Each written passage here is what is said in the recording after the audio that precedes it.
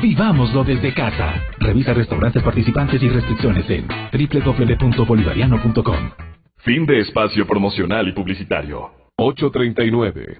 Estamos de regreso ya y en contacto con el señor doctor Iván Ceballos, el exdirector del hospital del HCAN, como suelen decir, jefe de cirugía del mismo. Doctor Ceballos, gracias por atendernos y permanentemente compartir su visión y hacer un seguimiento a lo que pasa. Los medios de comunicación recurrimos a personas como usted que conocen, que tienen una visión, pero que además nos ayudan a reflexionar sobre lo que puede pasar.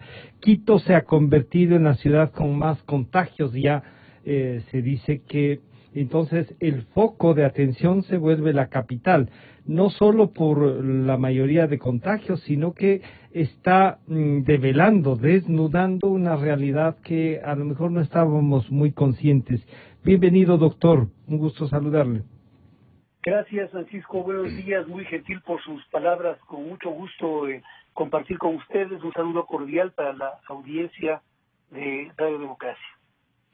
Bueno, ¿qué significaría que pasamos a ser la ciudad con más contagios? Demasiado relajamiento, la actividad que se ha vuelto en el semáforo amarillo o falta responsabilidad o falta autoridad. ¿Qué es lo que nos está faltando, doctor? Posiblemente se trata de una suma de varios factores. Me parece en lo personal que la decisión de salir del confinamiento en la fecha en que se salió no fue era un poco anticipada. Yeah. Y esta situación debía verse también asociado con un proceso importante de educación a la comunidad, para advertirle que si bien íbamos a tener cierto grado de libertad en cuanto a movilidad para ir a un sitio o a otro, estaba el peligro todavía latente y que la gente podía contagiarse y morir. Es decir, había que darle a la comunidad un mensaje de responsabilidad asociado también con una advertencia para que la gente realmente tome medidas y sienta el temor que significa enfrentarse a una situación tan grave como la que atravesamos y ampliamente desconocida además, porque es algo que le sorprendió a todo el mundo. Entonces, creo que por ahí es uno de los factores sumados.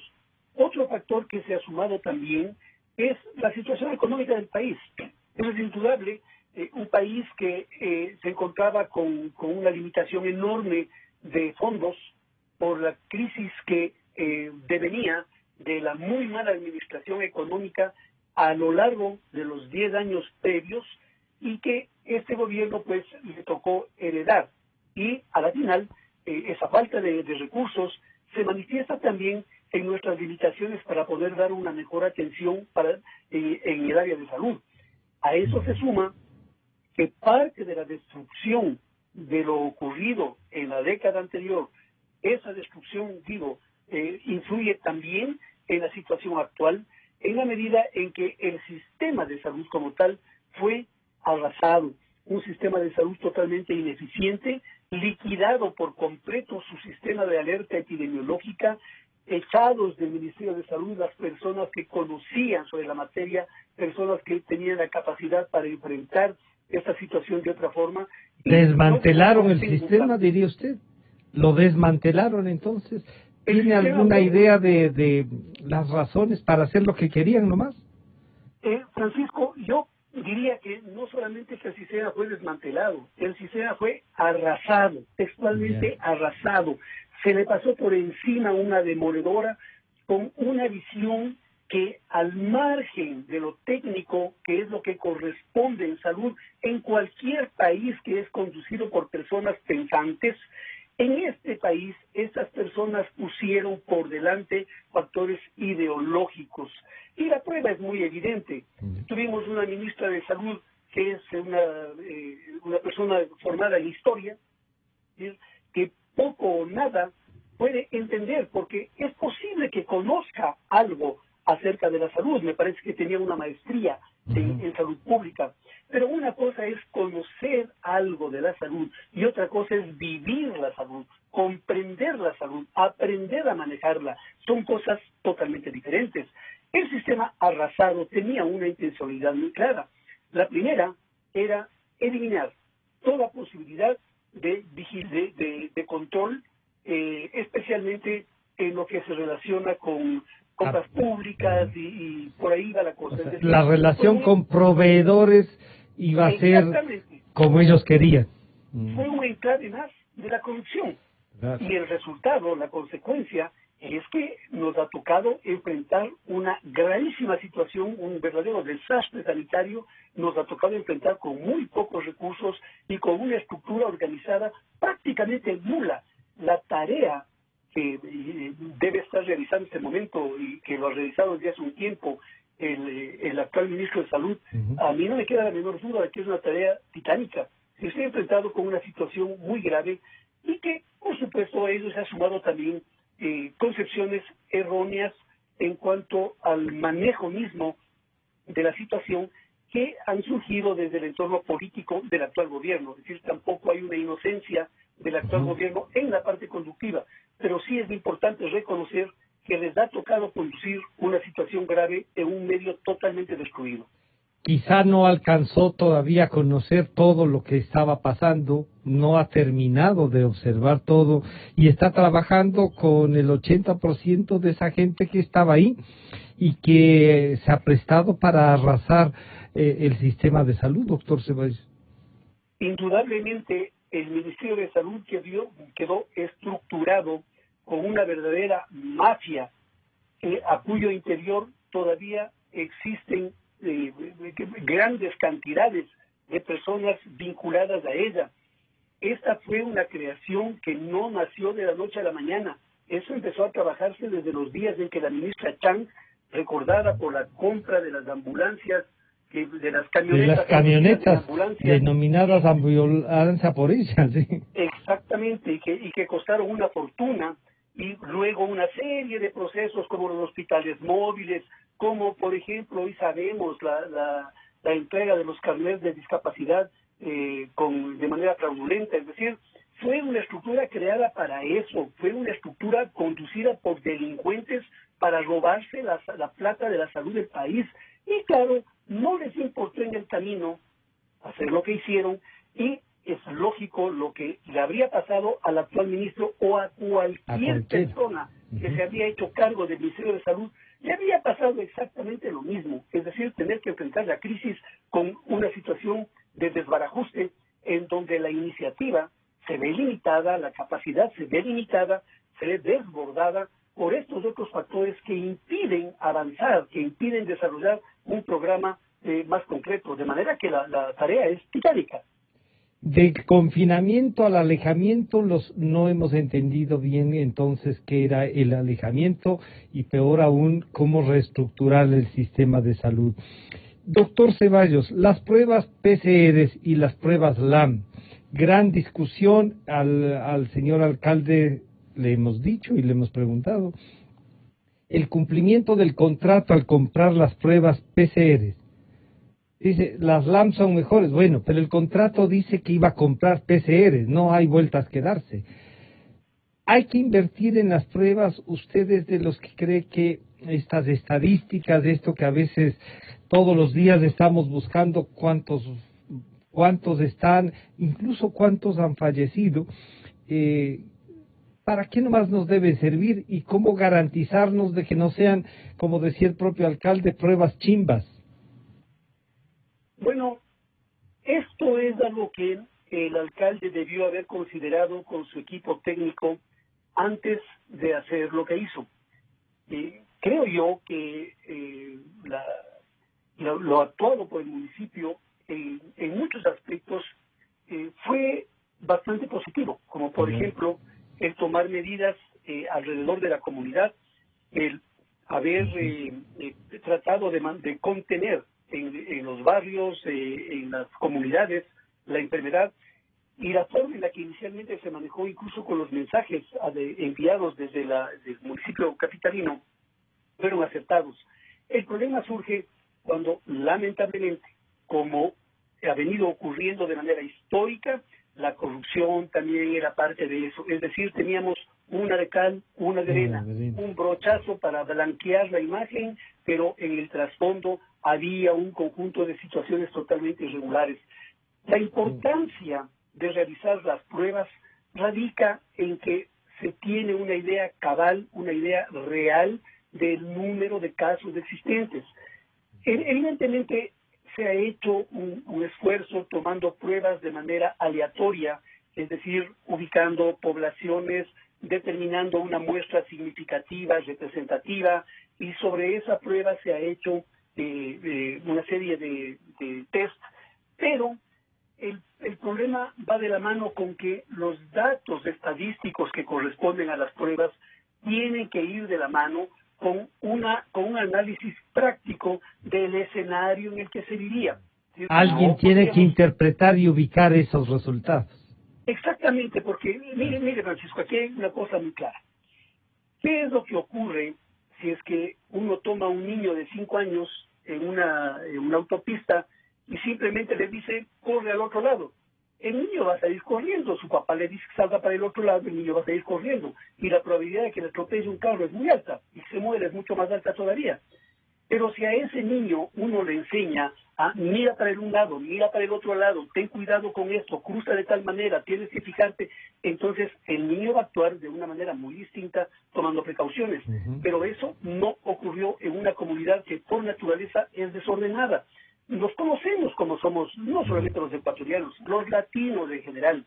No tenemos una conciencia de disciplina permanente. Más bien somos bastante relajados en nuestro comportamiento. Y en esta circunstancia era muy importante el lograr un alto nivel de comprensión de la sociedad para lo que estaba ocurriendo. Porque este escenario es el que determina cómo yo aplico finalmente las medidas. Pueden tener todas las estadísticas que quieran, que mientras no exista una conciencia ciudadana para coactuar frente a la situación, el resultado seguirá siendo malo. Y por supuesto, parte de eso se refleja en la capacidad de los hospitales, que hay días en los que realmente está desbordado, cuando hay días en los que también hay alguna capacidad de atención, pero en general diríamos que el sistema está saturado. Esta saturación entonces hay que evitarla que se agrave más, o sea, si ya están saturados, ¿cómo trabajar?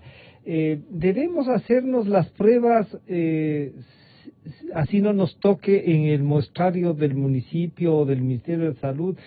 Nos ayudan a garantizar, si es que porque también hay dificultades de encontrar lugares donde nos hagamos las pruebas individualmente. ¿Para qué nos podría servir, doctor Ceballos? Bueno, de hecho, el modelo epidemiológico obligaba a que, como una política de salud, se lleven adelante los muestreos necesarios con las pruebas. Ese es un objetivo claro. Sin embargo, también es posible el poder acceder a realizarse pruebas en lugares particulares, laboratorios particulares.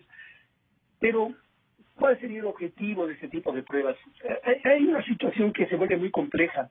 Hay casos de familias en donde ya se detectan 2, 3, 4 miembros que están enfermos, que tienen síntomas, y que buscan que se les haga la prueba para que el ministerio los tenga enfocados, los vigile. No hay pruebas, simplemente no les hacen. Lo mismo pasa con el personal de salud en las instituciones.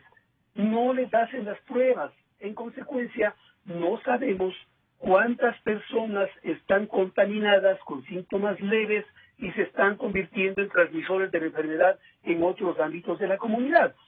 El hacer uso de una prueba a mano suelta tampoco es un inconveniente. Si es que alguien tiene síntomas, como ya ahorita todo el mundo conoce los síntomas asociados a la COVID, si es que alguien tiene síntomas y no puede acceder al manejo dentro del sistema público de salud, no le queda de otra que hacerse una prueba por seguridad para sí mismo, para conocer su estado y para saber a la vez cómo informar y esa ayudar a sus contactos. Deberán notificarse al ministerio también para que pueda ser registrado y tener más seguridades, como usted nos dice.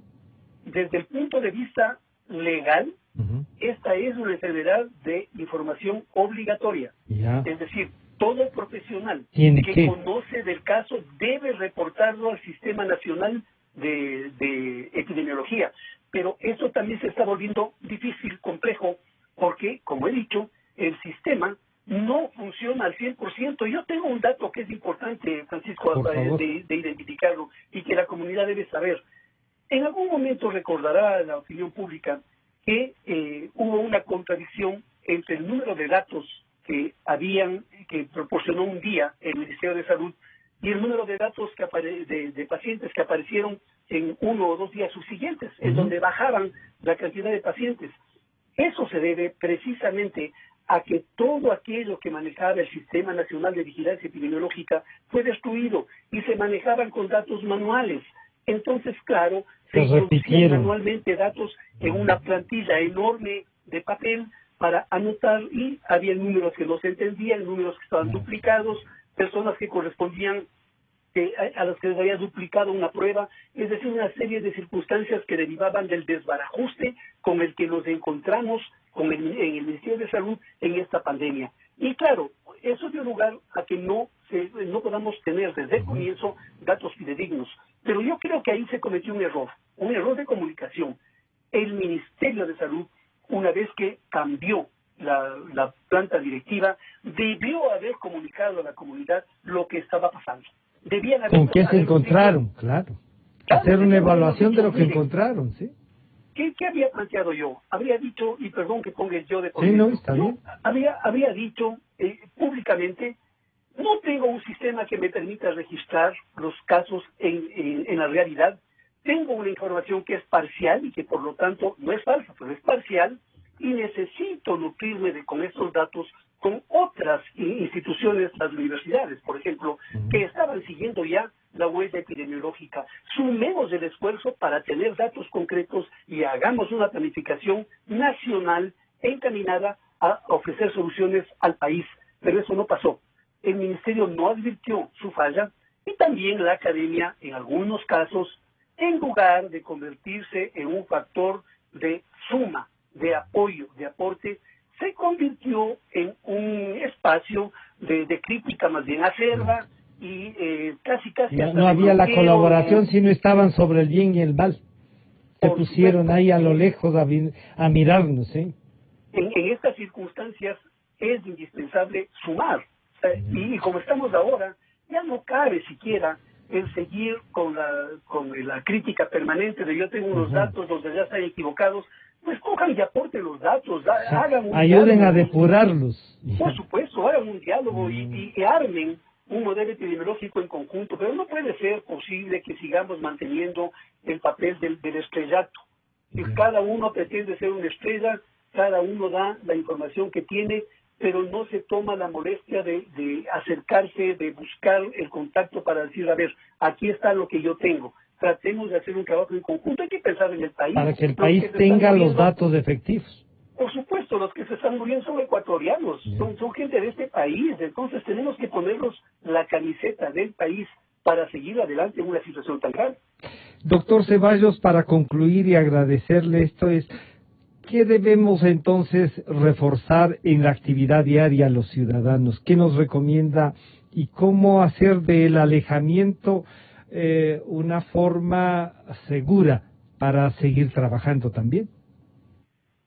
Me parece que lo más importante en este momento es que se logre de alguna manera establecer a través de los medios de comunicación, hay información, pero es una información que está limitada a decir mantenga la distancia, utilice la mascarilla, lávese las manos. Se resume en eso que efectivamente son las medidas básicas que hay que mantener, pero falta, creo yo, en la información el advertirle a la gente que está corriendo un riesgo de muerte. Si a la persona se le dice, póngase una mascarilla porque o se muere usted o va a matar a sus papás, a sus abuelos en su casa, la gente va a entender de otra manera. Lamentablemente, la idea de dar una visión extremadamente positiva de la situación no es favorable, porque a la final, cuando nos dicen solamente estas 3 medidas son suficientes, pues la gente piensa que no pasa nada. Como algún momento habíamos comentado, Francisco, yo veo a diario personas que van por la calle sin mascarilla. Y cuando alguien les dice, yo suelo hacer eso, dice, por favor, póngase la mascarilla, la respuesta más comedida es, vea, usted no se meta en mi vida, no se preocupe por mí. Y en realidad no es que me esté preocupando solamente por esa persona, me estoy preocupando también por mí, por los demás. Entonces hay que implementar una campaña intensa de educación que cambie el mensaje, que permita que la gente comprenda que está metida en un espacio pequeñito rodeada por un incendio y que lo que tiene que hacer es proteger ese espacio pequeño para que el incendio no le llegue. Y eso es precisamente lo que significa el distanciamiento individual. Es decir, mantenga el 1,5 metros de distancia que corresponde. Pero hay cosas que llaman la atención. No sé si usted ha pasado en algún momento por el Consejo Provincial, por ejemplo, en la plaza, por el trámite del peaje. Yeah. ¿Qué han hecho ahí? Tienen un sistema de distanciamiento como funcionan los acordonados en los bancos. Es decir, se ocupa la vereda a lo ancho y a lo largo, y las personas que tienen que transitar por ahí tienen que atravesar por la mitad de una montonera de personas esperando. Entonces, hay también que advertir a las personas que aprendan a circular en una calle, igualito que hacemos con los vehículos, tome su derecha, igualito hay que hacer mientras se circula por las veredas, tome su derecha. Si vemos que viene un grupo de personas, pues ese grupo de personas tiene que convertirse en una fila para que vayan uno detrás de otro hasta que los demás pasen y luego vuelvanse a juntar. Vemos personas de las calles reunidas, 4 o 5 personas conversando y los demás tenemos que botarnos a la calle para alejarnos de eso. Es decir, es una falta de educación que no se ha implementado, pero también es una falta de conciencia ciudadana y de respeto ciudadano hacia los demás, lo cual en estas circunstancias y en todas se vuelve indispensable, porque si es que no nos respetamos entre nosotros, pues qué futuro tan magro le espera a nuestro país, ¿no? Ha sido el señor doctor Iván Ceballos, director de cirugía del Achicán. Muchísimas gracias por acompañarnos y por reflexionar con nosotros. Estaremos en contacto, doctor Ceballos. Muchas gracias, Pancho. Siempre un gusto estar con ustedes y un abrazo a la comunidad. Muchísimas gracias, del doctor Iván Ceballos. Estamos terminando este aporte de la semana y este aporte de este viernes también. De inmediato, Clarito está con Vicente Albornoz y Sebastián Oleas. Hasta el lunes entonces. Llegan